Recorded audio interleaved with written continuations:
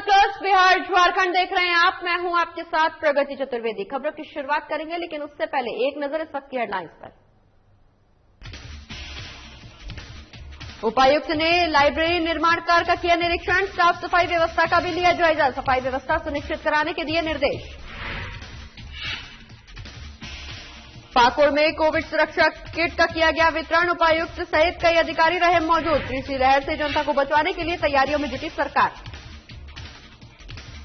पूर्णिया में दो पक्षों की लड़ाई में महिला की हुई मौत, गांव में तनाव का माहौल, पुलिस कर रही पूरे मामले की जांच। मुजफ्फरपुर में स्वयं सहायता समूह से ऋण लेने वाली महिलाएं हुई परेशान, कोरोना में लॉकडाउन की वजह से काम हुआ ठप, महिलाओं को मिल रही धमकी।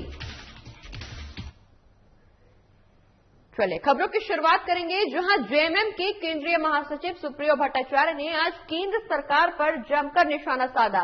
उन्होंने सबसे पहले प्रधानमंत्री नरेंद्र मोदी के नेतृत्व पर सवाल उठाए। इस दौरान उन्होंने कहा कि देश में जब कोरोना का संक्रमण शुरू हो रहा था, उस दौरान प्रधानमंत्री मोदी बंगाल का भ्रमण कर रहे थे और आज कोरोना संक्रमण से लड़ने की बात कहते हुए नजर आ रहे हैं। वैक्सीनेशन के हालात ये हैं कि राज्यों में वैक्सीन तब तक उपलब्ध नहीं हो पा रही। इसकी जिम्मेदारी आखिर कौन लेगा?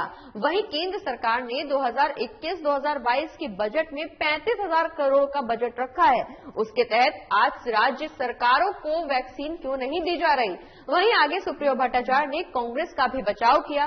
बीजेपी के प्रदेश अध्यक्ष दीपक प्रकाश ने प्रेस कॉन्फ्रेंस कर कांग्रेस पर टूल किट मामले पर निशाना भी साधा। लिहाजा सुप्रियो भट्टाचार्य ने कांग्रेस का बचाव करते हुए दीपक प्रकाश पर भी सवाल खड़े किए।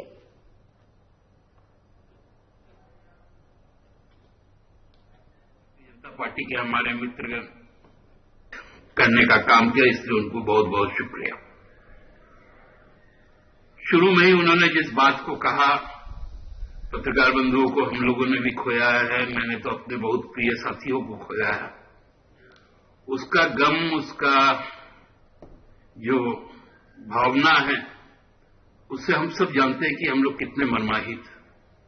मैं किसी विशेष का नाम लेना नहीं चाहता, लेकिन बहुत गुणी और उदयमान ऊर्जावान मित्रों को हम लोगों ने खोया है। उनके प्रति हमारी संवेदनाएं भी है, परिवार भी। उनका आगामी दिनों में किस प्रकार आगे बढ़े, उसके लिए हम लोगों को सबको मिलकर एक समवेत प्रयास करना चाहिए। इस विचार से मैं सहमत हूं। लेकिन जो कोरोना वॉरियर्स का जो आख्या देना पड़ता है और जो कवरेजेस है उसमें, ये पैंडेमिक एक्ट और डिजास्टर मैनेजमेंट एक्ट के तहत ये पूरी तरह भारत सरकार के पास में नियंत्रित है। डिपार्टमेंट ऑफ होम और डिपार्टमेंट ऑफ हेल्थ। बढ़ते आगे, जहां कृषि मंत्री बादल पत्रलेख से हमारे वरिष्ठ संवाददाता नवीन शर्मा ने खास बातचीत की। आपको बता दें कि इस दौरान किसानों के बकाया भुगतान को लेकर इन दिनों सूबे की सियासत काफी गर्म है। वहीं बीजेपी सरकार पर आरोप लगा रही है कि सरकार किसानों को धोखा देने का काम कर रही है। हालांकि कृषि मंत्री ने साफ तौर पर कहा कि बीजेपी केवल सियासत करना जानती है, पर हमारी सरकार संवेदनशील है, किसी भी किसान का पैसा नहीं रोका जा रहा।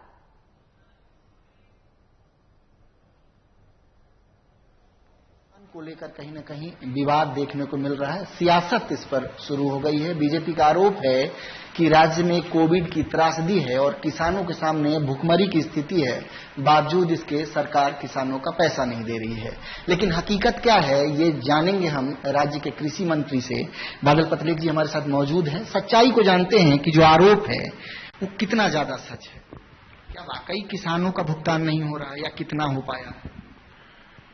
इस बार आपने देखा होगा कि जो समय है आपदा का समय, इस बार लोगों को अपनी जवाबदेही और जिम्मेदारी समझनी चाहिए। विपक्ष की भी एक भूमिका होती है जो हमेशा सकारात्मक होना चाहिए, खास करके उस समय में जब इस देश, इस समाज पे, राज्य पे, मानवता पे संकट की घड़ी हो। ऐसे समय में हमें उनसे अच्छे आचरण की जरूरत थी। लेकिन जब उन्होंने 17 तारीख को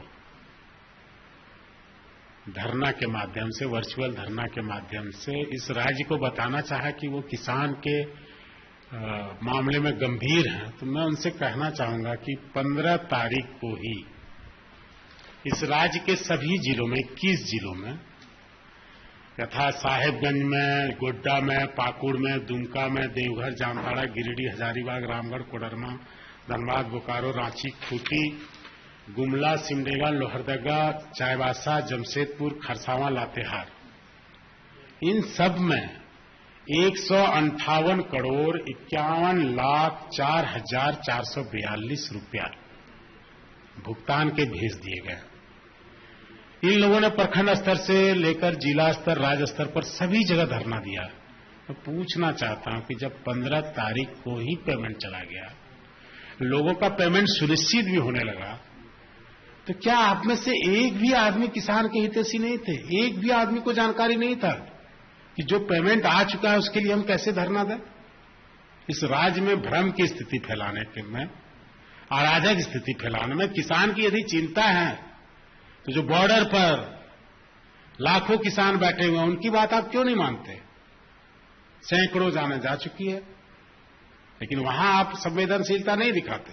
ये कितने जिले हैं जहां आपने बताया? जिले जिसको स्टेट फूड कॉर्पोरेशन ने खरीदा था, उसके जो JSFC डिस्ट्रिक्ट हैं, 3 डिस्ट्रिक्ट हमने FCI को अलॉट किया था।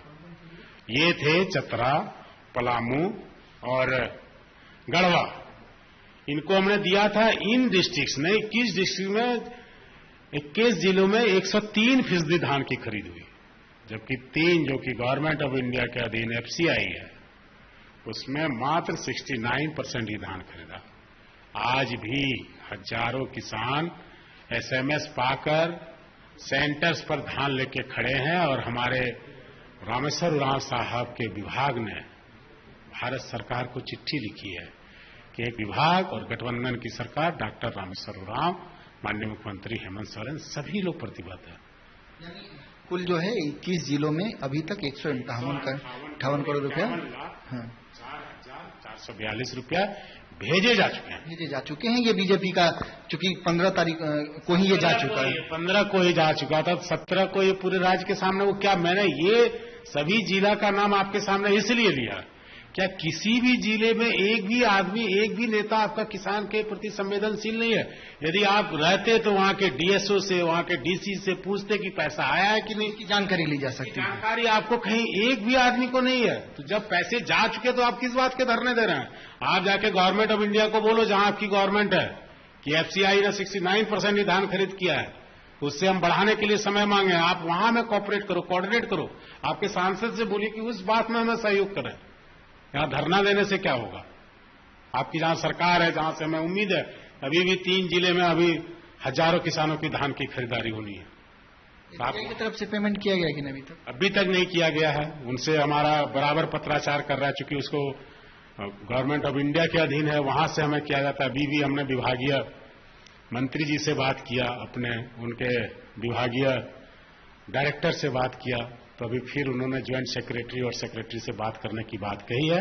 उम्मीद है कि डॉक्टर रामेश्वर उरांव यहाँ के किसानों के लिए जल्द ही उनसे कोऑर्डिनेशन करके उन 3 जिलों के लिए 30 जून तक खरीदारी का उन्होंने डेट बढ़ाने का लेटर दिया है। वो लेटर भी मैं आपको दे सकता हूं, जो लेटर उन्होंने सर्कुलेट किया है, उनको फॉरवर्ड किया है।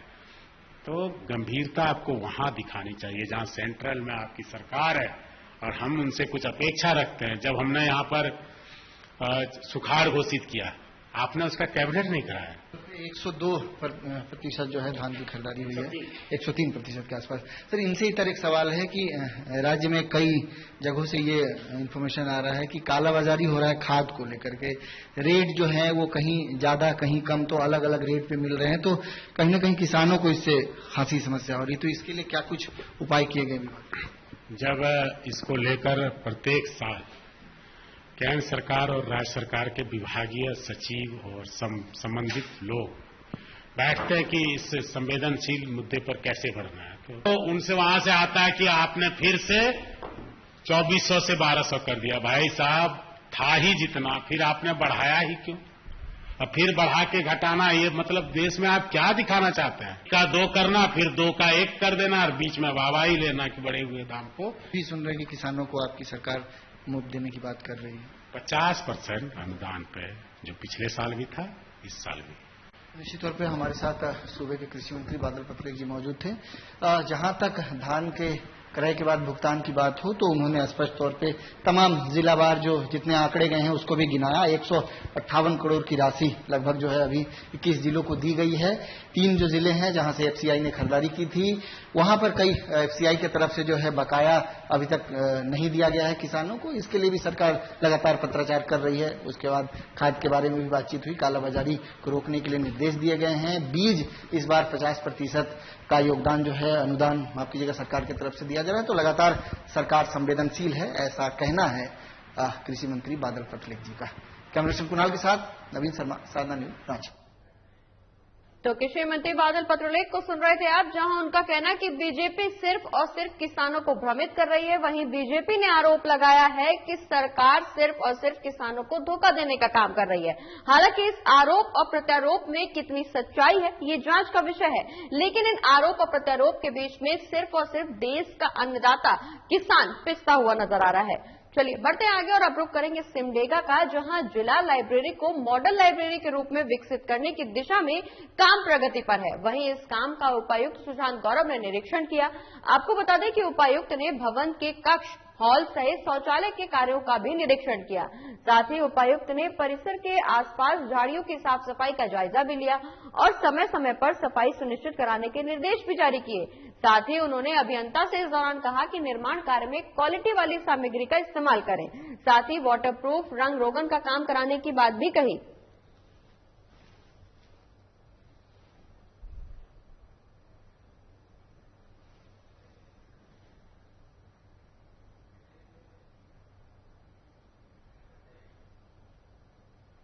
और इसी के साथ खबरों में आगे बढ़ेंगे, लेकिन फिलहाल वक्त एक छोटे से ब्रेक का, जल्द लौट रहे हैं।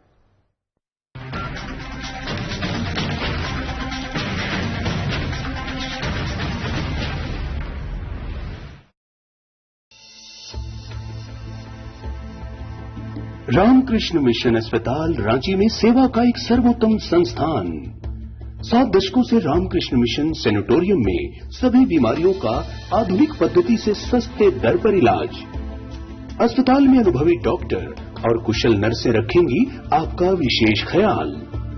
सभी आधुनिक चिकित्सकीय उपकरणों से लैस 24/7 है सेवा में समर्पित रामकृष्ण मिशन अस्पताल, खूंटी रोड, तूपुदाना, रांची, जिसका सेवा ही परम धर्म है।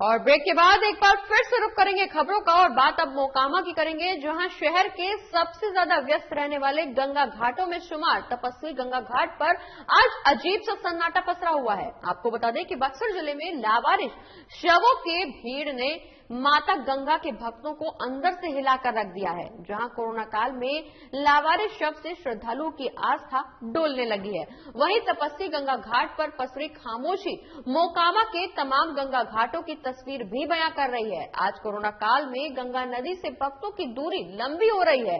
ये वही गंगा का पवित्र जल है जिसमें महाराज सागर के हजारों पुत्रों का उद्धार करने के लिए भागीरथ ने कोशिश करके धरती पर कदम रखा था। वहीं आज कोरोना काल में गंगा नदी से लावारिश शव मिलने से श्रद्धालुओं के विश्वास पर खौफ का मंजर देखा जा रहा है।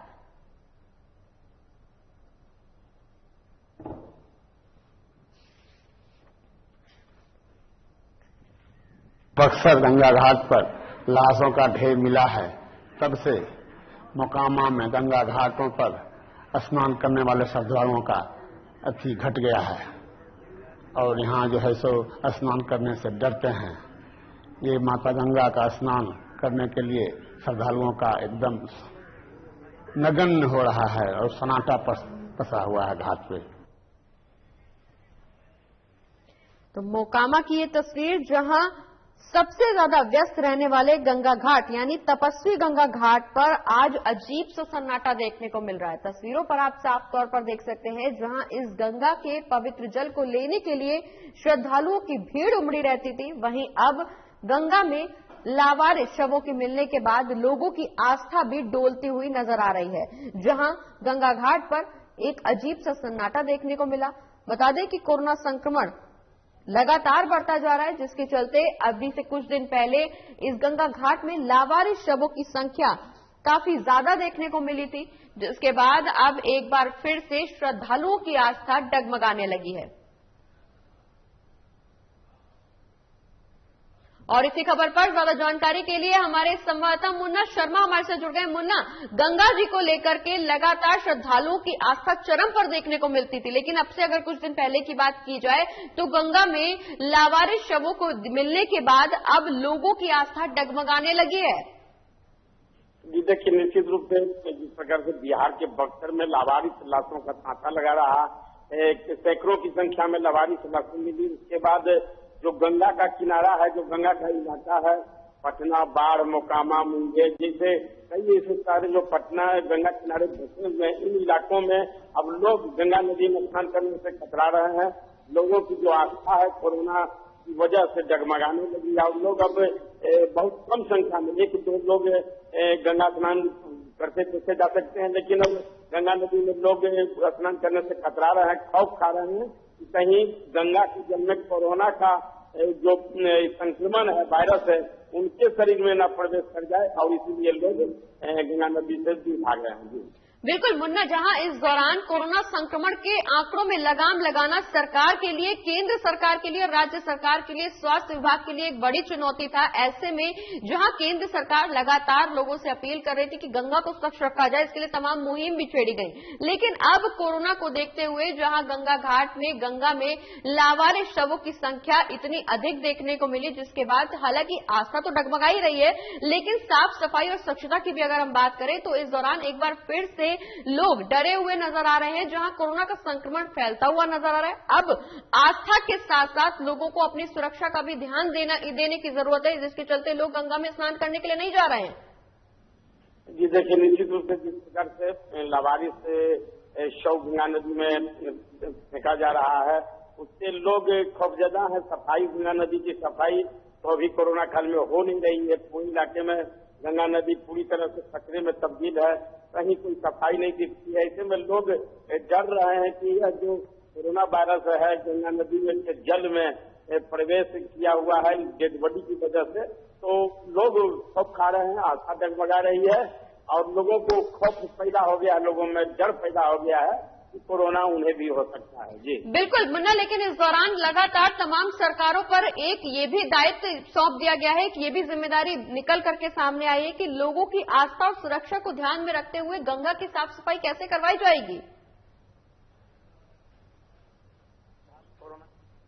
सही है, पूरे गंगा की बात करें तो गंगा नदी पूरी तरह से मैली हो गई है। लोग ऐसे भी गंगा नदी में स्नान करने से कतराते हैं, लेकिन अभी जो शव मिला है उससे उनके मन में डर जो है और ज्यादा पैदा हो गया है और गंगा नदी की सफाई सरकार के स्तर पर नहीं हो रही है। बिल्कुल मुन्ना, तो लगातार ये बड़ा सवाल बना हुआ है कि आखिर लोगों की सुरक्षा और आस्था को ध्यान में रखते हुए अब गंगा की साफ सफाई कैसे हो पाएगी, कैसे राज्य सरकार इसका बीड़ा उठाएगी और कैसे केंद्र सरकार अपने दायित्वों का निर्वहन करेगी। बहुत बहुत शुक्रिया मुन्ना, ये तमाम जानकारी हमारे दर्शकों तक पहुंचाने के लिए।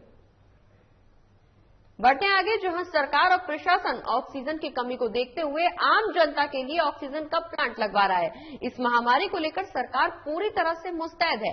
कई जगहों पर ऑक्सीजन प्लांट लगाने का काम भी जारी है, जिससे कोरोना पॉजिटिव मरीजों को ऑक्सीजन की कमी नहीं हो। वहीं मधुबनी के खजौली विधायक अरुण शंकर प्रसाद अनुमंडल अस्पताल पहुंचे, जहां उन्होंने ऑक्सीजन गैस प्लांट का औचक निरीक्षण किया। इस दौरान विधायक के साथ बीजेपी के तमाम नेता भी मौजूद रहे।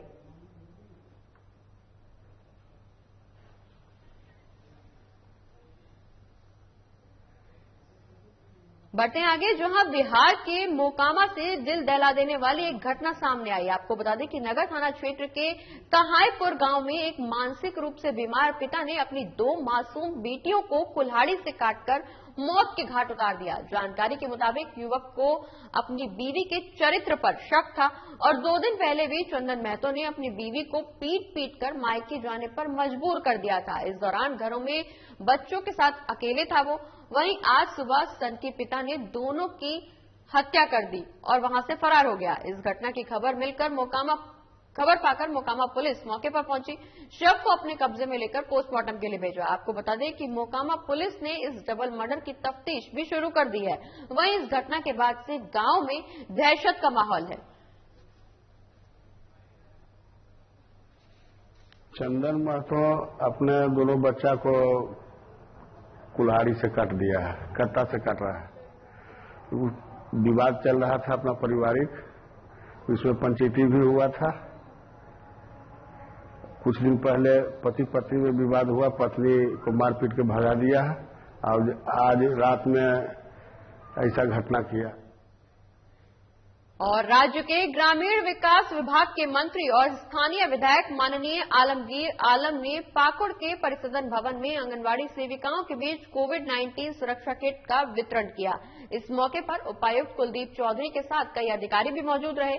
वहीं सुरक्षा किट बांटने के दौरान मंत्री ने बताया कि कोविड-19 की दूसरी लहर से ग्रामीण क्षेत्र में लोगों को बचाने के लिए राज्य सरकार तमाम कोशिशें कर रही है। स्वास्थ्य सर्वे भी शुरू किया गया है। इसका मुख्य उद्देश्य है कि ग्रामीण क्षेत्र के लोगों का स्वास्थ्य की जांच कर उन्हें सही समय पर इलाज उपलब्ध कराया जा सके। साथ ही इस दौरान उन्होंने ये भी कहा कि राज्य सरकार कोरोना की दूसरी लहर को रोकने के लिए एक हद तक कामयाब भी रही है। वहीं तीसरी लहर से भी राज्य की जनता को बचाने के लिए राज्य सरकार तमाम कोशिशें कर रही है।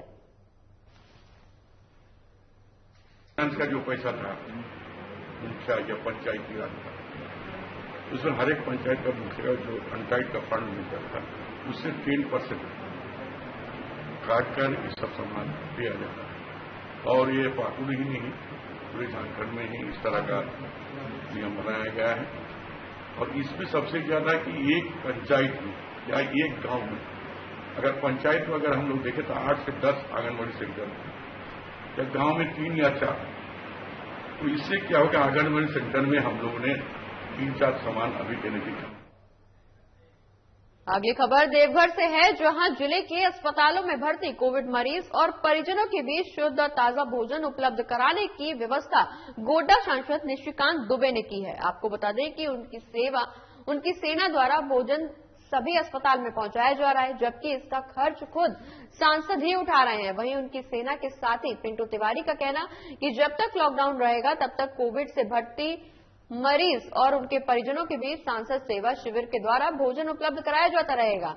साथ ही इस दौरान उन्होंने ये भी बताया कि गरीब बेसहारा लोगों को भी भोजन दिया जा रहा है। इसके साथ ही सांसद सेवा शिविर ने हेल्पलाइन नंबर भी जारी किया है।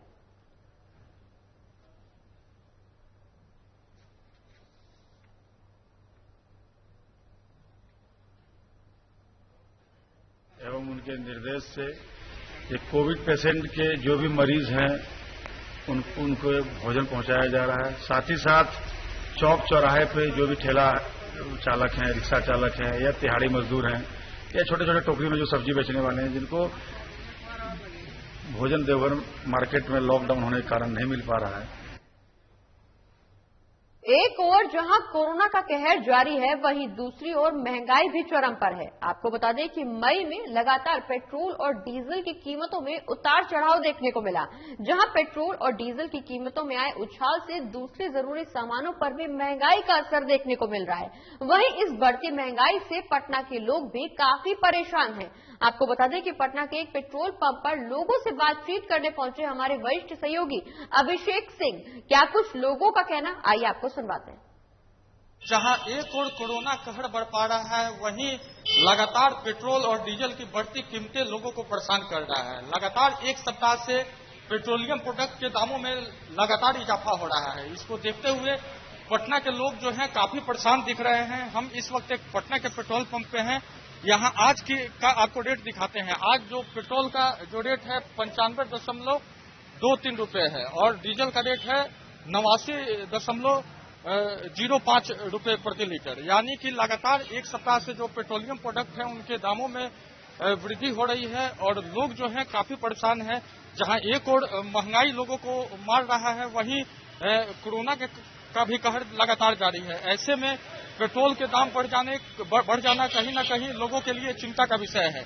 अप्रैल महीने में पेट्रोल के जो दाम थे वो समान थे, क्योंकि 5 राज्यों में चुनाव थे। इसको लेके पेट्रोल के दामों में वृद्धि नहीं हो रही थी, लेकिन चुनाव जैसे ही खत्म हो गए, लगातार जो दाम है पेट्रोल के वो बढ़ने लगे और इससे जो आम लोग हैं उनके जेब पे काफी असर पड़ा है।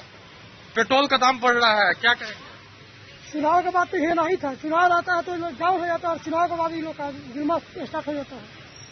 लगातार दाम बढ़ रहा है, पिछले एक सप्ताह से देखेंगे कुछ न कुछ पैसे की बढ़ोतरी हो रही है। जब कांग्रेस की सरकार थी तो यही नरेंद्र मोदी कहते थे कि हमें हर साल बढ़ रही है, और जब इनकी सरकार है तो कहाँ चल गई, महंगाई तो रोज बढ़ रही है। कोरोना का काल चल रहा है, जेब पे कितना असर पड़ रहा है इससे? बहुत ज्यादा। कोरोना काल में तो सरकार को चाहिए ताकि और डाउन करने के लिए, लेकिन वही स्थिति है और ज्यादा बढ़ रहा है, हाई बढ़ रहा है। तो बिल्कुल जो पेट्रोल के जो दाम बढ़े हैं, लोग काफी दुखी हैं इससे। पेट्रोल का दाम बढ़ गया है। जी सर, पेट्रोल का दाम बढ़ गया है, क्या ऑटो का भी दाम बढ़ गया है, जहाँ 10 रुपया का जगह जहाँ 20 रुपया लिया जा रहा है। क्या कहेंगे, कोरोना काल चल रहा है, लगातार महंगाई बढ़ रही है, पेट्रोल के दाम बढ़ जाने से हर एक चीजों पे इसका असर देखने को मिल रहा है। जरूर सर, असर तो पड़ रहा ही है, हम लोग को दिक्कत हो रहा है। तो आम आदमी जो है हलकान है, परेशान है, क्योंकि लगातार जिस तरह पेट्रोल के दाम में वृद्धि हो रही है, चुनाव के समय दाम को कम कर दिया जाता है और चुनाव जैसे ही खत्म होता है दाम पेट्रोल के जो है कीमत जो है आसमान छूने लगती है।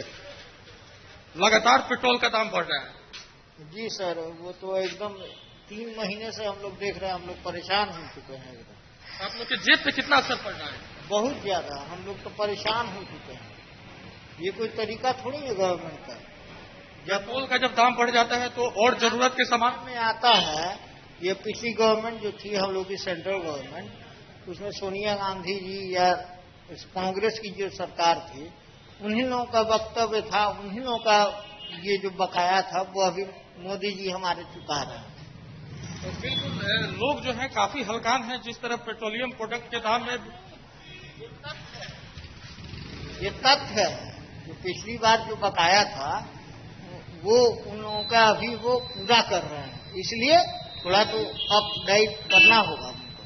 तो निश्चित तौर पे लोग जो है काफी दुखी हैं, क्योंकि जिस तरह पेट्रोल के दाम बढ़ रहे हैं इससे आम लोगों को काफी दिक्कत हो रही है, क्योंकि पेट्रोलियम प्रोडक्ट पे ही सारा सामान का दाम भी डिपेंड करता है। यानी कि जैसे ही पेट्रोलियम प्रोडक्ट का दाम बढ़ता है, जितने भी जरूरत के सामान होते हैं वो भी आसमान छूने लगता है। अब देखना होगा कि इस कोरोना के कहर के बीच पेट्रोलियम का दाम कहां तक ऊपर पहुंचता है और कहां तक उसकी महंगाई में कमी आती है। पटना से साधना न्यूज के लिए। और इसी के साथ इस बुलेटिन में फिलहाल इतना ही। आप देखते रहिए साधना प्लस न्यूज। नमस्कार।